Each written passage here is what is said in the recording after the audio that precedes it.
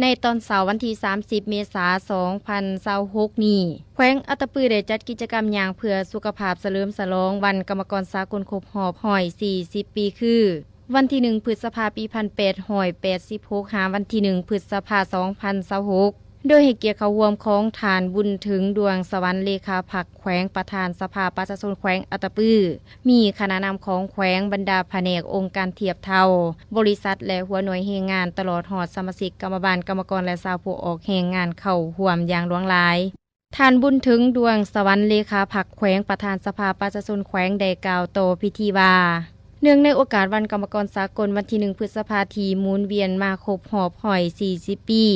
ตั้งหนาในคณะบริหารงานผักแขวงตั้งหนาสุนสันกรรมกรขันแขวงร่วมกันสร้างขบวนการย่างเพื่อสุขภาพและแข่งขันกีฬาเปตัง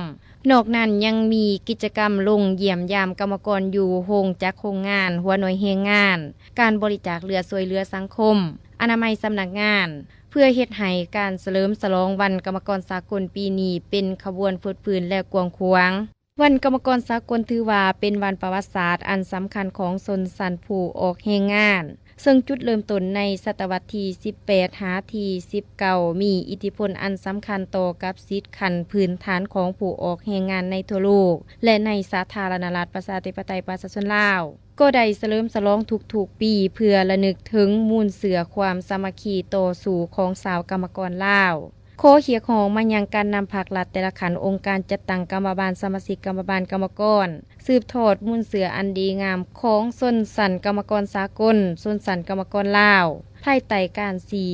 นำพาของพรรคจัดตั้งปฏิบัติหน้าที่สิทธิและพันธะของตนให้ถูกต้องมีผลสำเร็จและมีประสิทธิผลสูงสำหรับกิจกรรมย่างเพื่อสุขภาพครั้งนี้แม่นได้เริ่มต้นด้วยการรวมตัวกันของสมาชิกกรรมบาลชาวผู้ออกแรงงานที่เดินกีฬาเปตังของแขวง